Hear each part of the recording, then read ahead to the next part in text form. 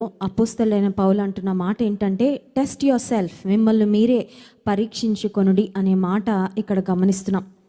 చాలాసార్లు మనం ఏం చేస్తుంటామంటే దేవుణ్ణి పరీక్షిస్తూ ఉంటాం.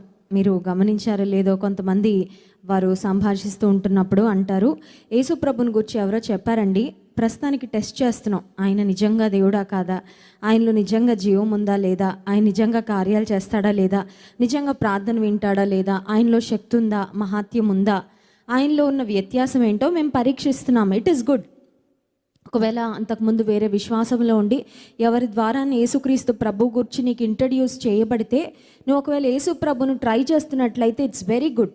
నేను కూడా నా స్నేహితులకు సువార్త ప్రకటించేటప్పుడు ఒకటే మాట చెప్పేదాన్ని, అదేంటంటే మీరే పరీక్షించి తెలుసుకోండి. ఎందుకంటే నేనేదో గుడ్డిగా నమ్మమని మీకు చెప్పడం లేదు.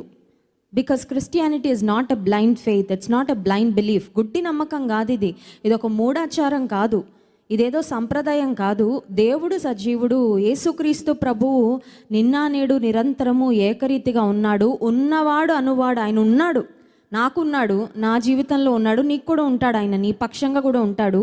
ఆయన గొప్ప దేవుడు, నువ్వు పరీక్షించు అని చెప్పేదాన్ని. Try Jesus.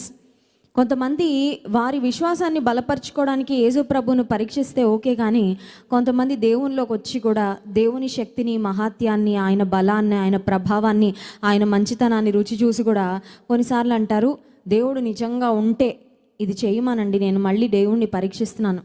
అంటే దేవునికి పరీక్ష పెట్టే అంతటి వాళ్ళం మనం ఎవరం కాదు. కొంతమంది దేవునికి డెడ్ లైన్స్ ఇస్తూ ఉంటారు. దేవునికి చెప్పానండి,